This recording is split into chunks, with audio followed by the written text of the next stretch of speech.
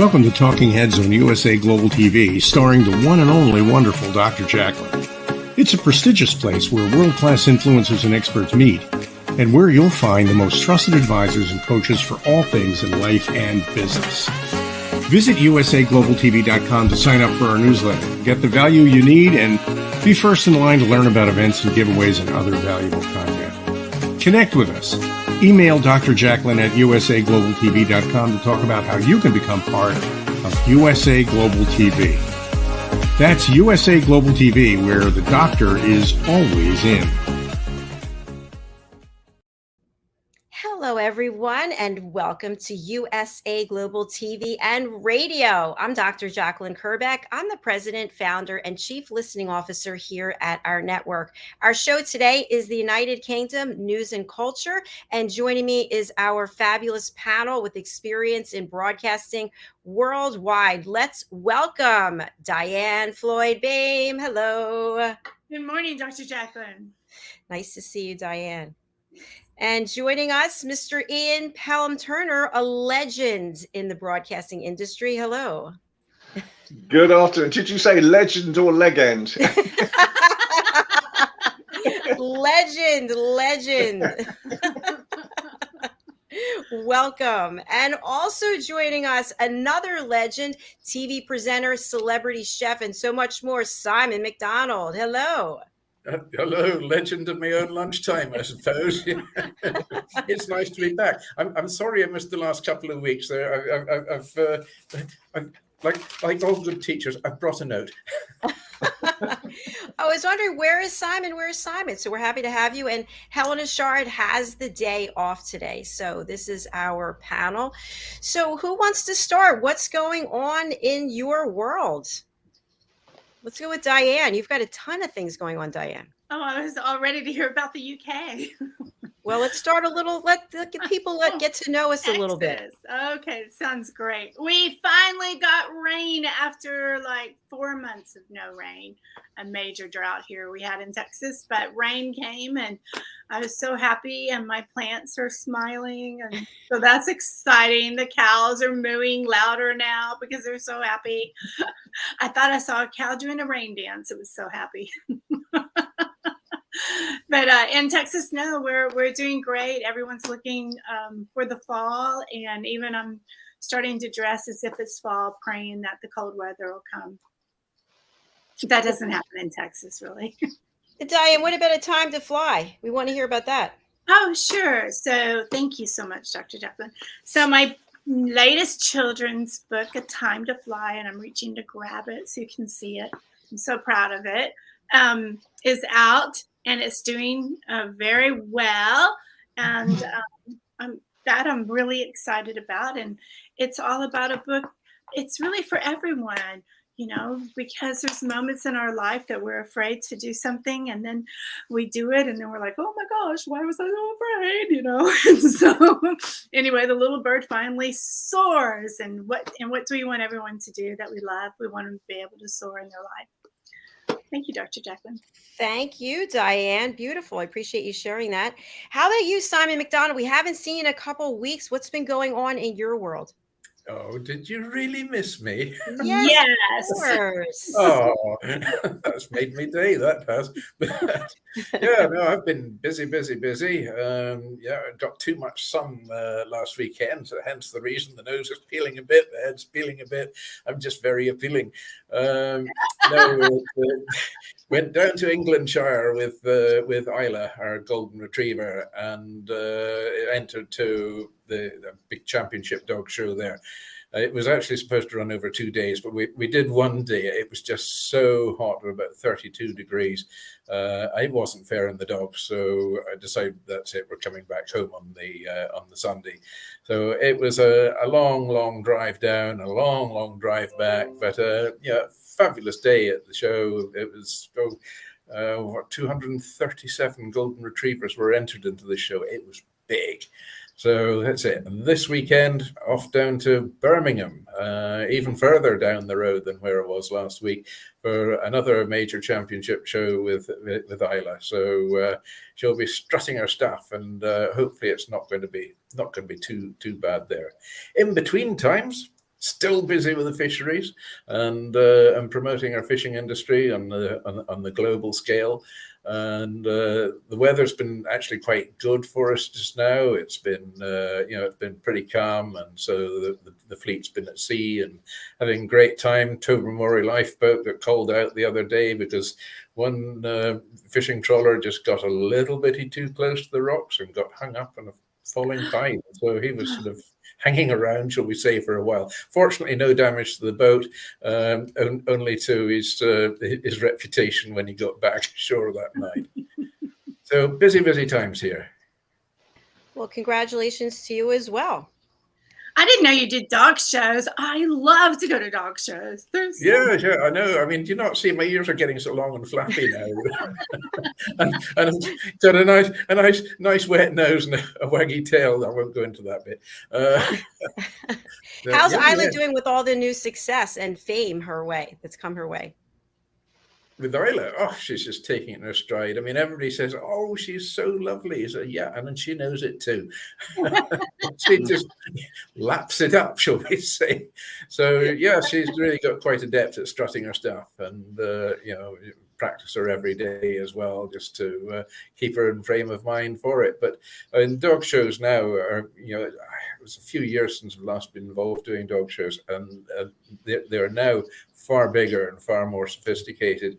This one down near Leeds at Wetherby Racecourse, it was, I think all in all, there must have been about 3,000 or 4,000 dogs there of all different breeds. Oh my gosh. The Golden Retriever class was 237, which is pretty big. It's huge. It's absolutely huge. That is incredible. And, I'm going to reach for something. Hold on. Don't go anywhere. I just want to show you a picture of my dogs, and only because the one in the middle, she was a show dog and she loved all the attention. She was constantly like posing. So you can see she's the one in the middle. Oh, look at that. Just, absolutely perfectly festive setting there and so on. Dianne's talking about the fall or autumn coming now, and you're looking at Christmas time. And I've just been, sort of doing some emails regarding the Boston Seafood Show for next year. So times are galloping on. Yeah, Tell us about the show for next year. Where might it be? Well, the Boston Seafood Show will be in Boston. In Boston. Boston, I like it. What a surprise. I was there last year. It was fabulous. And of course, everybody was in great form because, I mean, it was the first time in 2 or 3 years that any of these shows have been going on. So it's I think, actually the biggest seafood expo in North America. And then that will be followed a month later by the Barcelona Seafood Global Expo, which is the biggest seafood exhibition in the world. And it looks as if I'm going to be strutting my stuff and giving seminars and lectures on how to make an exhibition of yourself, basically. So it's going to be a busy schedule, and I'm really looking forward to it. So a lot of people in Boston, I know, are wanting me to come back. I think I must owe them some money or something like that. I think it was that kilt. Come on.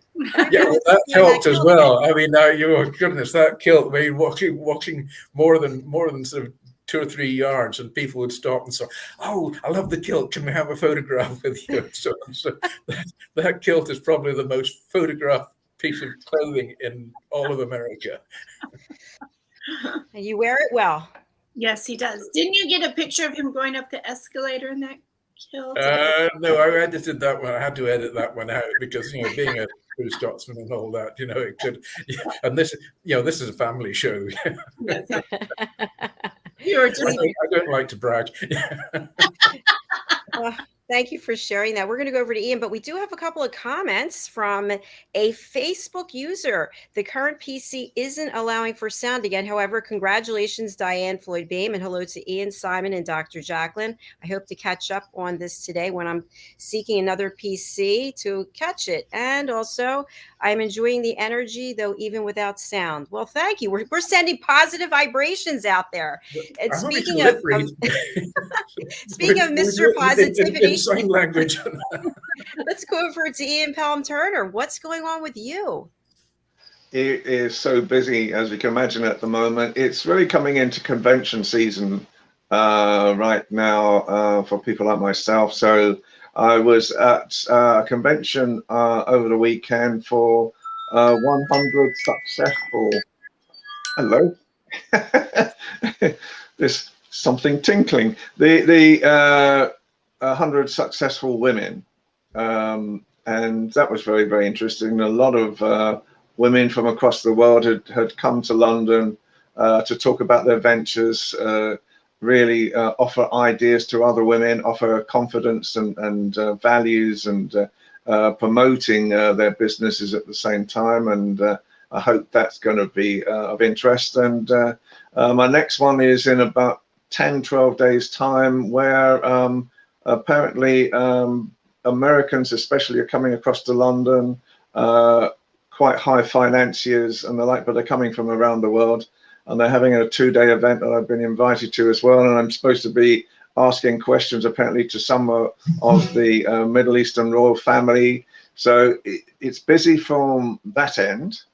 And then, of course, today it is a very unfortunate day as well, because it's 25 years to the day since, unfortunately, Princess Diana passed over. So there's quite a lot going in London, and I got asked to come on NBC, but it clashed with this. So as always, your station and your program comes first as well. So that's been happening. We've got our new Prime Minister being announced next Monday. So no doubt, you know, the political show I do will be focused in on that.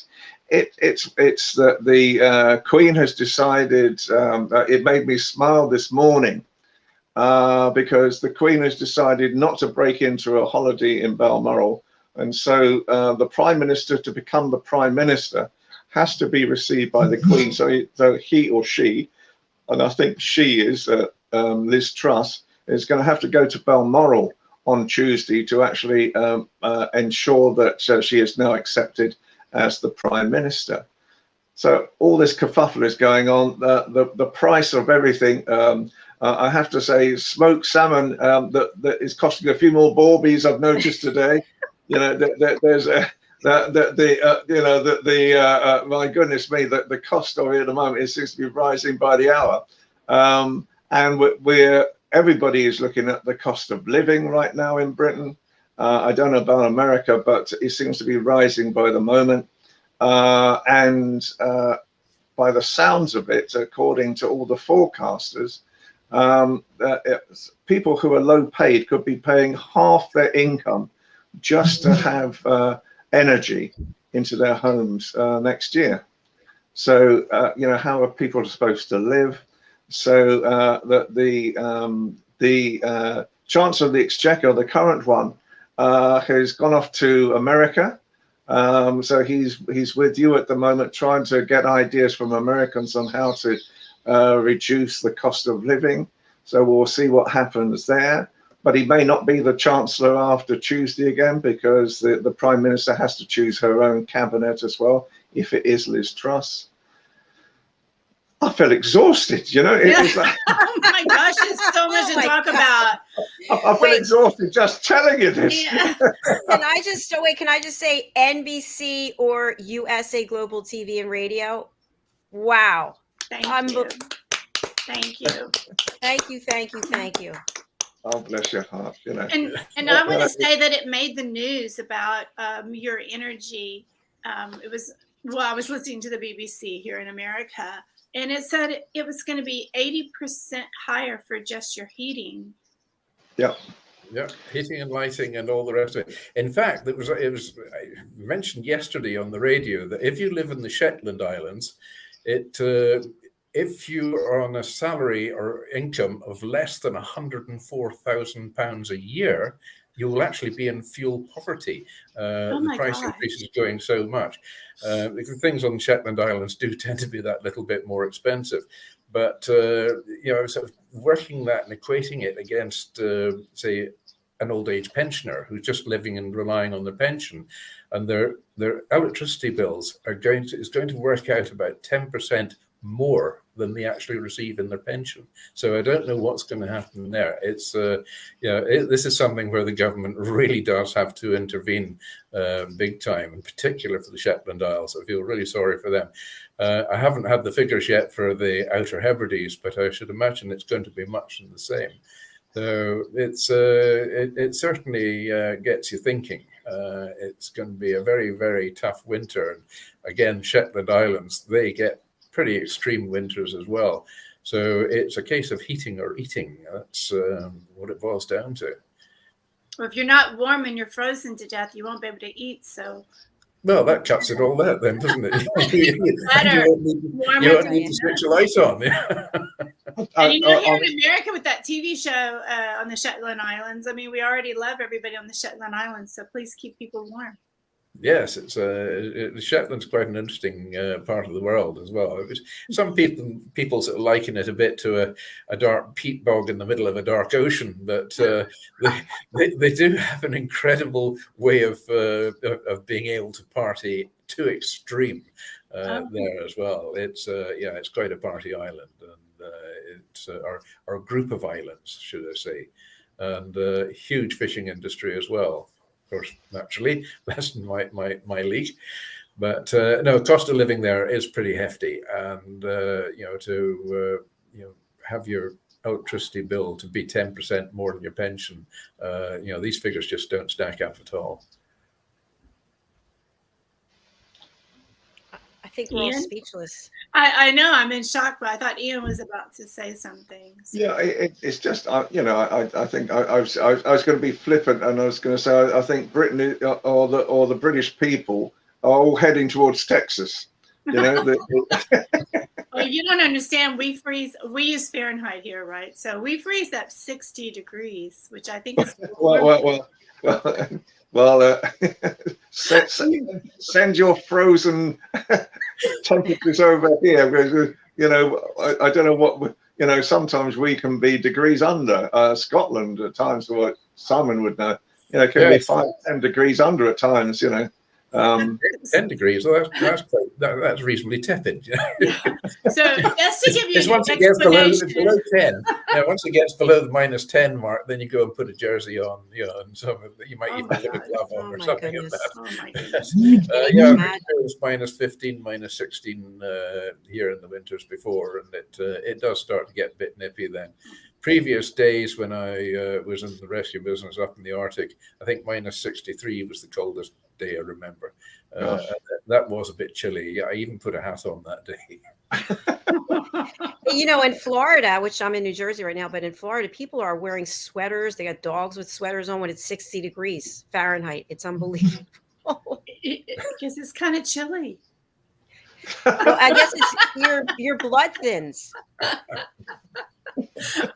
When I came back home from living in the Philippines, my blood was so thin that I went and put a sweater on, and my mother-in-law goes, "Why are you wearing a sweater? It's 80 degrees outside." I go, "That's really cold to me when you live in the Philippines." Well, I worked in the Philippines, and I worked to promote the Philippines and also several projects out there. And when we flew over, I think with a Dutch airline, KLM, and of course everything was temperature controlled. We got into Manila Airport, and of course there's AC in Manila Airport, and we arrived about 7 o'clock at night. And so anyway, so we're so the guy who's taken us, in the taxi. And the sliding doors open at Manila Airport, and the noise was unbelievably loud. But even worse was, it felt like someone had held a blast furnace to my face. This is 7 o'clock. This is 7 o'clock at night, and I've never known heat quite like it. And it's the only place where I got heat stroke. Oh my goodness! I was shooting a couple of days later, and I suddenly realised that the voices were getting further and further away, and I collapsed. And fortunately, I was in the Shangri-La hotel where we were staying, and they recognised straight away that I could have been suffering from heat stroke. So they pack me with ice, there and then, and I'm sort of 24 hours I'm non-compos mentis really, while they're sort of cooling the body down gradually and getting me back into shape again. But it is one of the hottest. It's probably not the hottest place. It must be one of the hottest places on earth, the Philippines. It is hot, and it's misleading. And actually, I've been to the Shangri-La. It's the one I know back in the 80s. But yeah, I'm glad they need to put that ice on you. So yeah, you have to, just like there and in Dubai, you have to have water with you at all times, and you have to actually drink it. Well, there was a great English story in the Philippines, if I've got time quickly, just to sort of tell you. So for about 10 days, basically, it was 5-star luxury. I mean, they really, it was the Philippine government that were advising me over, and I'm working with the tourist authority. And then they said, oh, okay, we're going to go to a different island now. So, we drive down to the quayside, and right in front of me, and I'm with, I had an assistant at that time as well, working with me. And we're looking at all these wonderful yachts. I mean, we're talking about massive yachts, the millionaire, billionaire yachts. And we're thinking, oh, great, we're going to go on a yacht now. And then we said to the organizer, which one is our yacht? He said, oh, no. He said, and then he pointed down the way, and there's this canoe. and it was like a scene out of Hawaii 5-0. So we go on board the canoe, and we go sailing out to sea in this canoe, and Vic, my assistant, and I, we're wondering where we're going, and gradually it's getting darker, and we're wondering, well, how do they know where we're going? Because now you couldn't see a hand in front of your face, and then all of a sudden this canoe stopped in what appeared to be the middle of some ocean. And one of the guys grabbed my camera bag and jumped over the side, and all I could see was his head above the water with my camera bag on top of that. And I carried about 20,000 pounds worth of camera equipment at that time. So then I jumped over, and then Vic, my assistant, jumped over as well. And we realized that we were walking up an incline and going towards an island. And we'd been told that this island was quite special, that somebody from Britain had bought this island. So out of the darkness, all of a sudden we heard this, oh, hello! And there's this, hello! Oh, you finally arrived! So anyway, so we clamber up there, and there he is. He's got this torch, the flaming torch as well. So we said, yes, we've arrived. Now, bearing in mind, we'd had haute cuisine for 9 days. I mean, it was the best that the Philippines could offer. And anyway, we're climbing up the beach, and now, I mean, we are now sodden, because obviously we've walked through probably about, 200 yards of water to get up to the beach, and now, but steam is coming from us because the heat is still there, and the water is already evaporating off our clothes. And the guy turns around to us, and he said, I've got a special treat for you tonight. And we thought, oh, great, it's going to be some sort of fabulous, Pacific meal. We had all these thoughts about it. He said, guess what we've done? And I said, yeah, and Vic and I looked at each other, no idea, but we were really, looking forward to this meal. He said, I've got to cook you fish and chips. and we're looking to one another, and we're thinking fish and chips is just like a basic meal in Britain. And he said, I've wrapped them in newspaper like you used to get in Britain. Anyway, so we had our fish and chips. And then we're looking around, and we said, we're staying here for a couple of days. Yes, that's right, he said. And then we said, well, where's the hotel? I said, no, we don't have a hotel. He said, what you have to do is you see these palm trees behind you. Yeah. Okay, well, in the palm trees are tree houses. So what you have to do is you'll, in a minute, I'll get one of the bearers to go up first, and you'll go up a rope ladder. and you'll climb up into your tree house, and then basically when you're ready to go into bed, you'll go to bed, and the bearer will nail round the mosquito net so that the snakes can't get near you whilst you're asleep. Now, Vic was, he hated anything creepy crawly. He really did. He hated anything creepy crawly at all. Anyway, so we clamber up.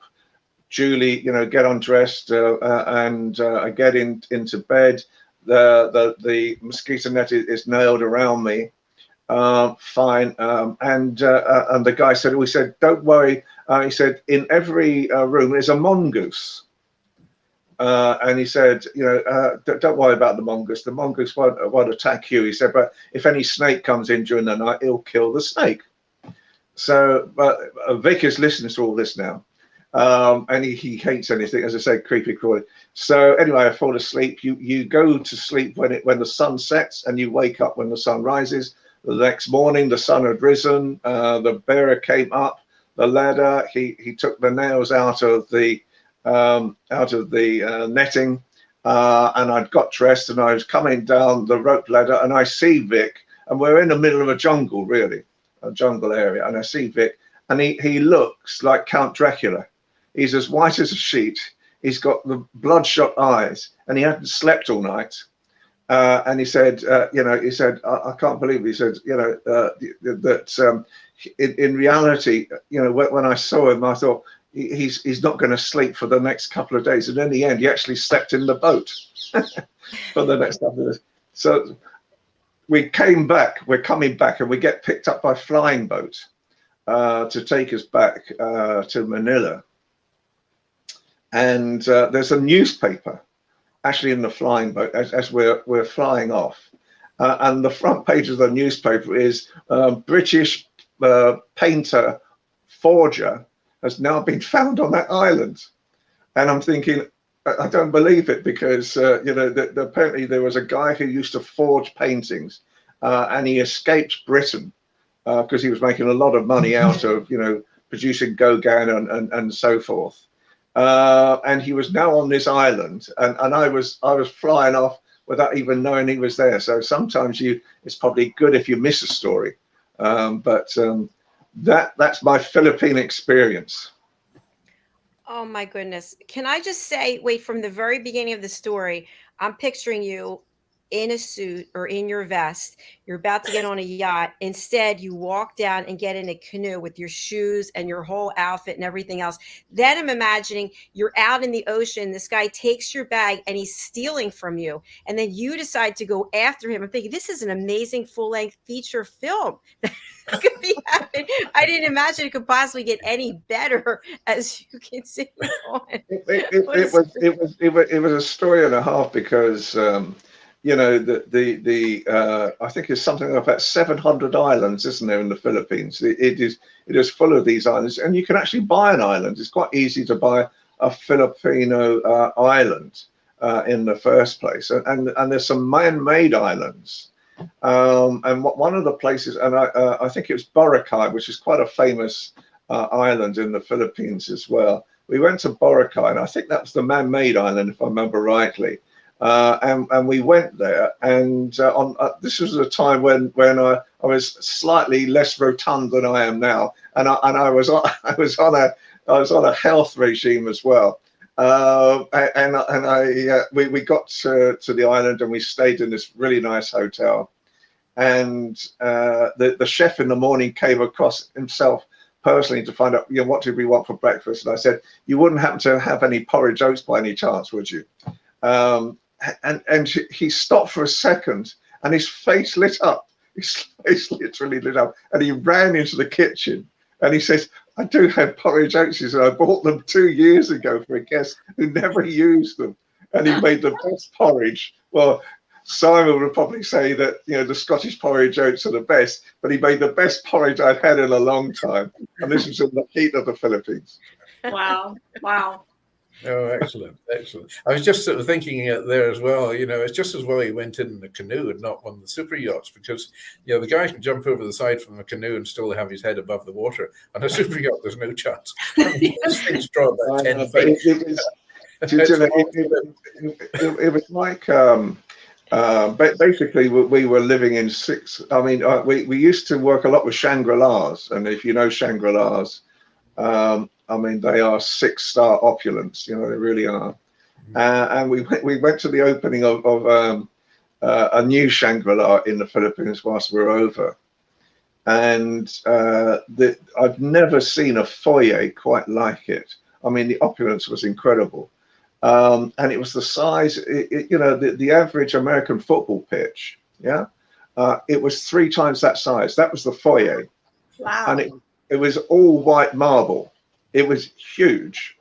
And the courtesy car were white Rolls Royces.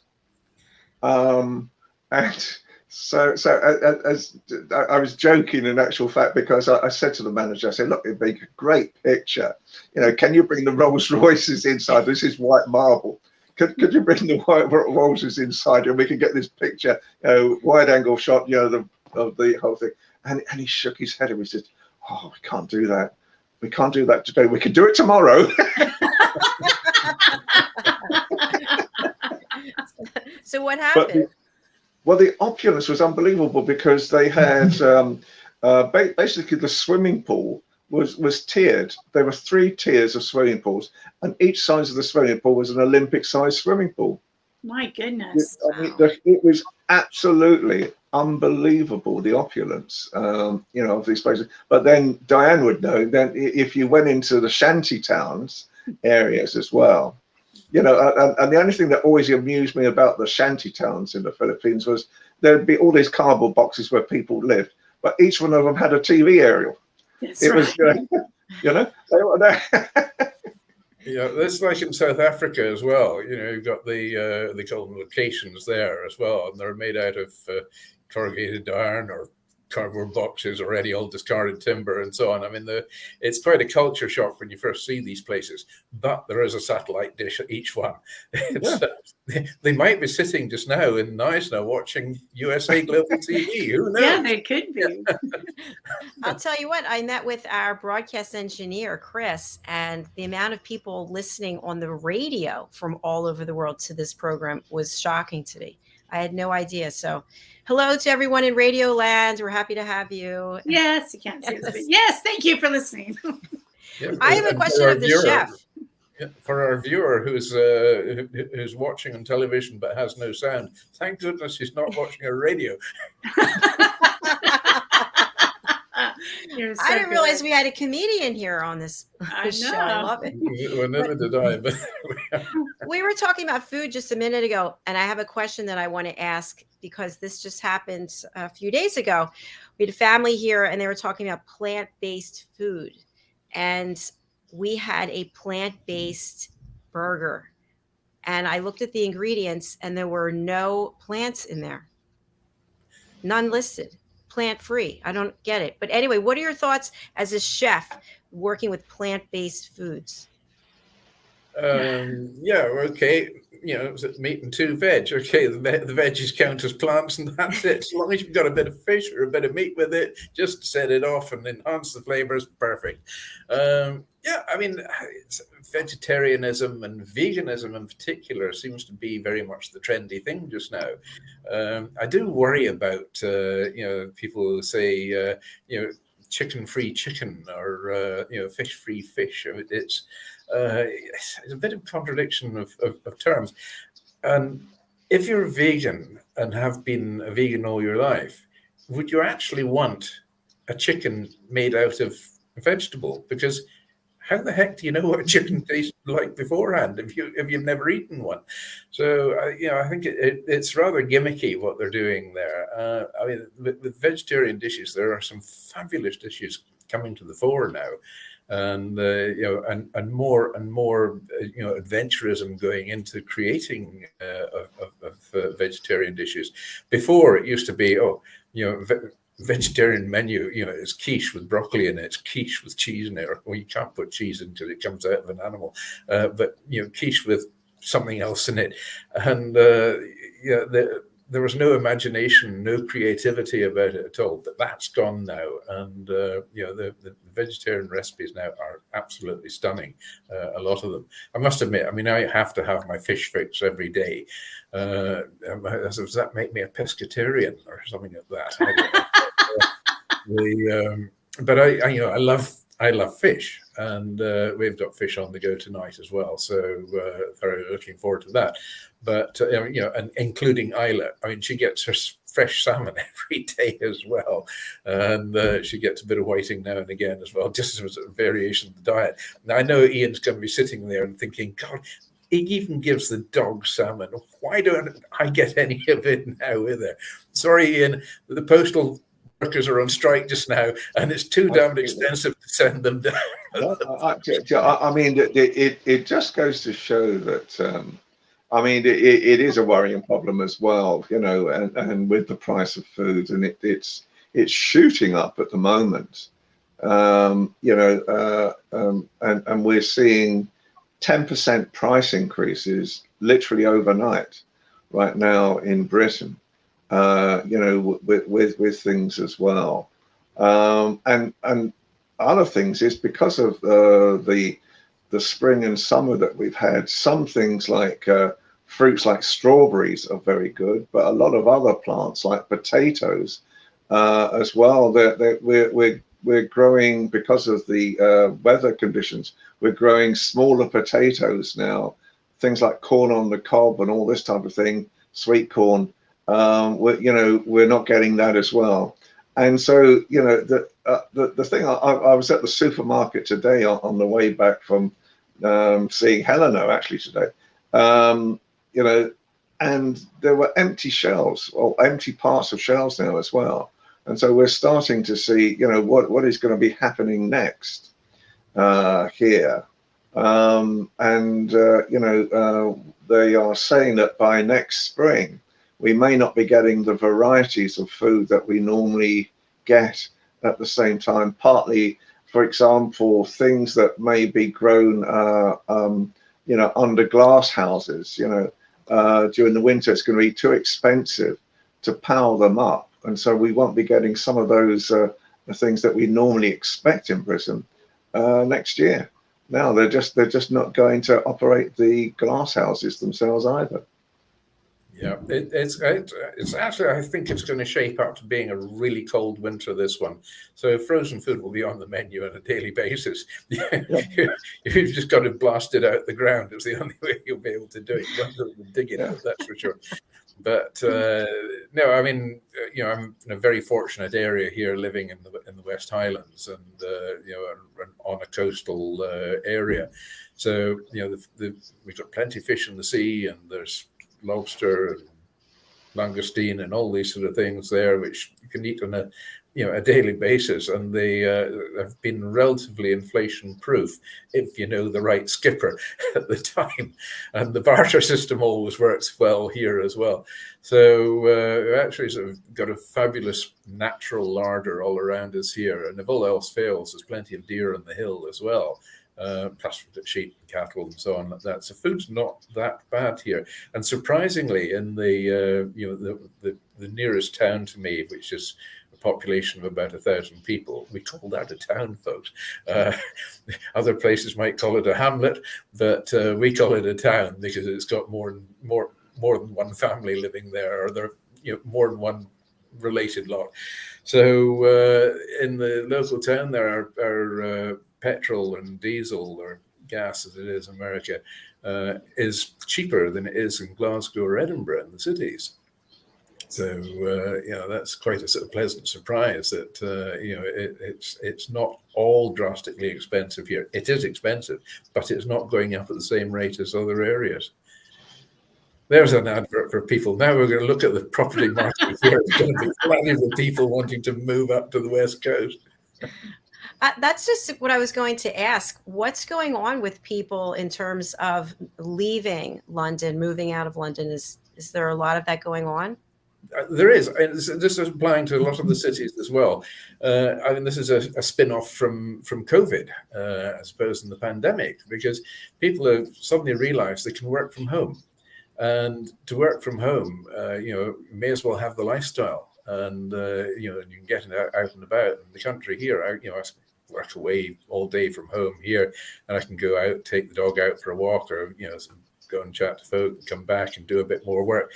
And so long as you can be reasonably disciplined at giving yourself continuity of work from home, then it really does work. And if you focus your mind towards that, you can achieve as much, if not more, than having to go into an office. And there's no commuting time, so that saves you a bit of money there as well, on trains or buses or in your car or whatever to get to work. I think property-wise, you're going to find that office blocks, they won't be able to give them away. And I think people are going to have to get a bit creative about what they're going to do with their offices. But in the country just now, in particular around here, trying to find a house that's for sale at a reasonable price is almost impossible.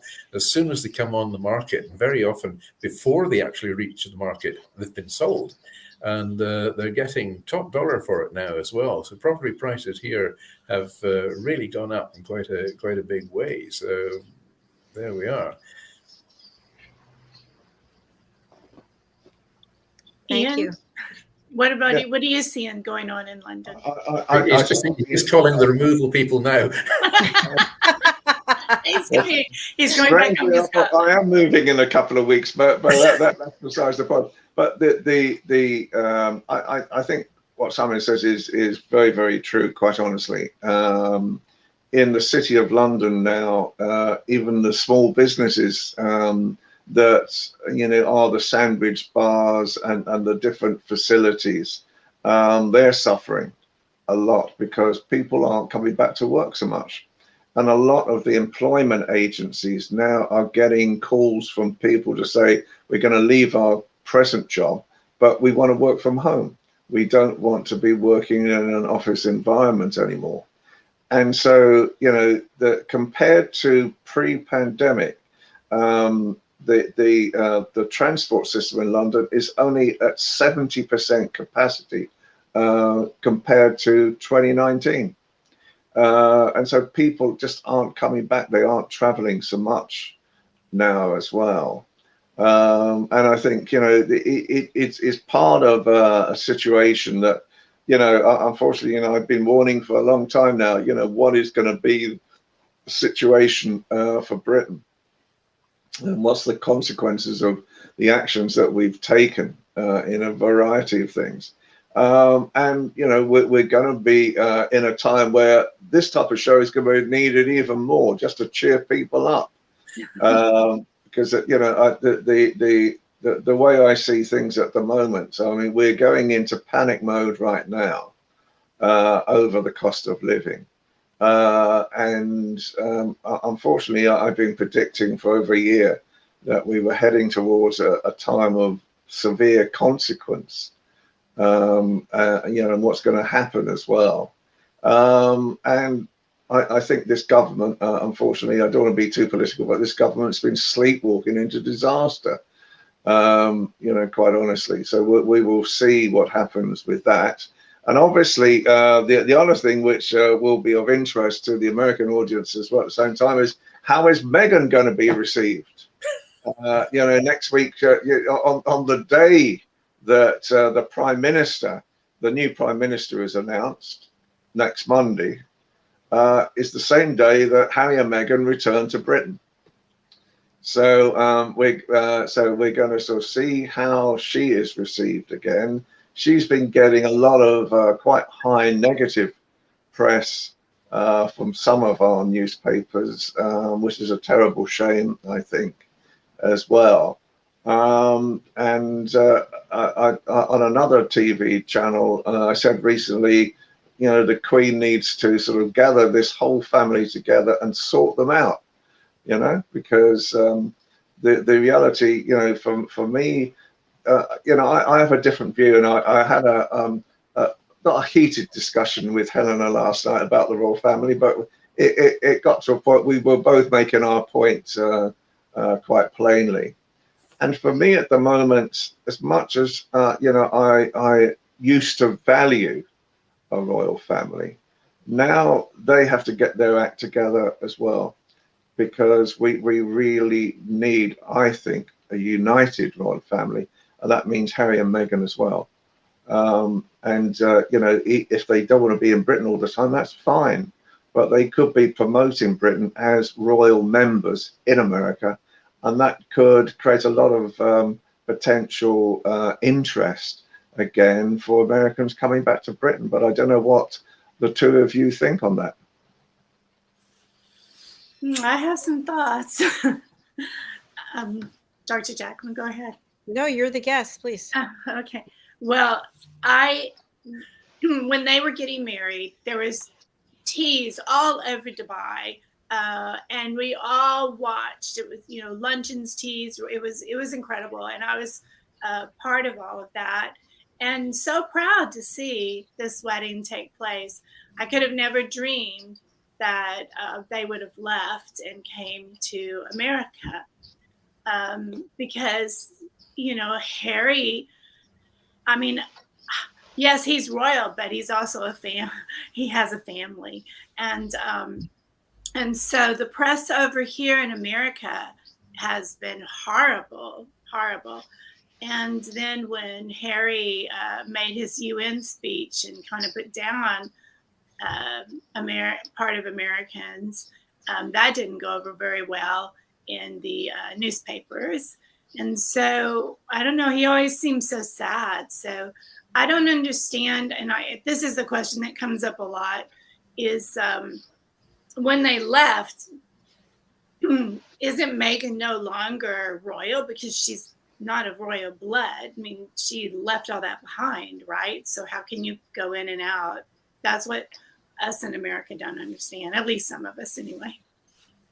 Constitutionally, I mean, obviously, I think they lost HRH status, royal status in that way, but they were allowed to keep the Duke and Duchess of Sussex title. Oh. Now, for me, quite honestly, and it's quite controversial, it is time for the royal family to grow up. I agree. Grow up, first of all, not forgetting that we pay for the royal family. They live in a very privileged situation, and we pay for them. Something like about 100 million a year is spent on different parts of the royal family, the buildings, and so forth as well. They are the servants of the people, not the other way around. And it is time now for me, you know, and people like myself. I spoke out against it recently because I think Meghan, in particular, was treated extremely badly during the recent royal celebrations. And, you know, in fact, it turned into an early, I was doing a breakfast show on another channel. And, you know, it almost turned into a confrontation. And then afterwards, I came out of the studio and I thought, you know, I've got to say it as it is. You know, that's what I do. And within an hour, I came home and I was trending across the world with what I was saying, because, you know, I think, you know, it is time now. You know, we need a united royal family, because part of it is that it's one of the major attractions of Britain. And if Harry and Meghan want to stay in America, that's fine by me. You know, that part of the reasons why they left in the first place is that they wanted to come off what was known as the civil list. And they get something like, I think Harry gets something like about $2.5 million a year. It's very similar to what William gets as well, from the civil list, to allow them to do certain things. And he wanted to come off the civil list. He still wanted to do some of his charitable activities, as did Meghan as well. But that they wanted to sort of earn their own living at the same time. And for me, in a modern age of royal families around the world, what is wrong with that? I don't get it. I don't see what the problem is with that at all. But it is quite a controversial view in Britain. I don't see the problem because, you know, no one condemned the Queen. You know, I mean, the Queen gets 800,000 visitors a year coming through Buckingham Palace, but when she's away, So there's a commercial activity there. Prince Charles has the Duchy of Cornwall, which is really his private living as well. And so I don't get these days why royal families cannot have commercial concerns as well. It's a modern age, that we're living in now. And if they wanted to go to America, they would make tremendous, if they came back into the fold, they would make tremendous ambassadors for Britain, I think, if they were part of the royal family again in America. And America is really, apart from China, is our largest tourism followings in the world. Americans have kept British tourism going to a large extent, along with the Chinese, for many, many years. And we want Americans back. I'm very proud of Britain, but at the same time, anything that seems to be promoting Britain right now in a positive way, and this is what the royal family should be doing. I think it's very important for them to come back together again, and whatever happens behind the scenes is of no consequence. The public view should be that they're back together again. That's my view. I agree. Very profound. Yeah, yes. Very profound. I hope it happens, because I know I personally would love to see everybody happy again. Peace and happiness. Well, you tell them. Okay, it's time for you guys to grow up. And it's time for us to close out our show today. So thank you so much for being here. And this has been another wonderful conversation. Simon, I know that you're going to be looking into that smoked salmon. Maybe you can get like a plastic smoked salmon and say, no, I don't know. But a smoked salmon made out of vegetables. Yeah, no, I don't think that's going to work quite. I don't think so either. Well, it's been a lot of fun and a lot of good information. And as we close out, I just want to alert everyone that our magazine, the Global Post magazine, was sent out during this show. So please go to your email, maybe your spam folder, and look for an email from Dr. Jacalyn at usaglobaltv.com. Everyone here is being featured in it this week. So it's coming out every week. And instead of a newsletter, it's a magazine. And it took me days to do it. So please do have a look. I appreciate it. All right. As we go around, Diane, what would you like to leave our audience with today? I just want to, we didn't have time to say anything about Princess Diana, but I want to send my wishes and condolences once more to the royal family, because that was a tragic loss, and Princess Diana did a lot in the world, and thinking of her right now. And thank you for giving us a moment to pay tribute to her. Thank you. Thank you, Diane. Simon? Yes, well, I'm just thinking, reflecting back to, I think it was yesterday when the moonshot, the rocket, didn't go off, but apparently there's to reschedule it for going off on Saturday. So it made me think again as well that, and I've said it before, the sky is not the limit when there's footprints on the moon. Very nice. Wow. So profound, from comedian to wisdom. Comedian to profanities, yes. And over to you, Ian. Okay, well, the last thought is, at the moment, we were just talking before we came on air about we're going to try and create a schools program now that unifies schools around the world, gets them talking to each other, and hopefully these are the politicians and the leaders of the future as well. And perhaps through television and through channels like your own as well, we can actually start uniting teenagers together and creating a more peaceful world. Yes, I'm so excited about that. Beautiful. Thank you. And my final words will be, I had an opportunity to go paddle boarding with my nephew, who is 30 years younger than I am. And the most fascinating conversations, while we were both put to the test against the wind and the current, and we were drifting out to the ocean, we were talking about business and talking about life and talking about mindset. And it was just so empowering. So my message is to get out there with your family members, do something that pushes you out of your comfort zone, and really just find out what the other person's about, what motivates them, what's their philosophy. I know that I'm definitely better for it. That's my final word for today. You didn't get arrested this time.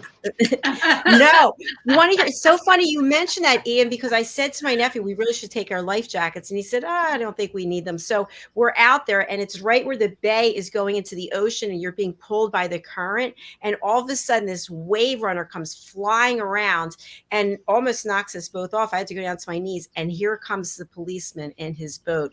And I thought, okay, he's going to go after them. Then he's going to see we don't have the life vests. But he didn't do anything for us. He gave them a ticket. So I will have the life going forward. You have a good memory. Thanks so much. All right, everyone, we're signing off. We'll be coming back. The business show is on hiatus today. A lot of our team members are on vacation or on holiday. So we'll be coming back with our show at 3 o'clock. It's the men's show starring Roland Friedel and his panel of men from around the world. And today they're going to be talking about paternity leave. So join us for that, followed by a woman's prerogative. All right. Bye. Bye, everybody. Bye, everyone.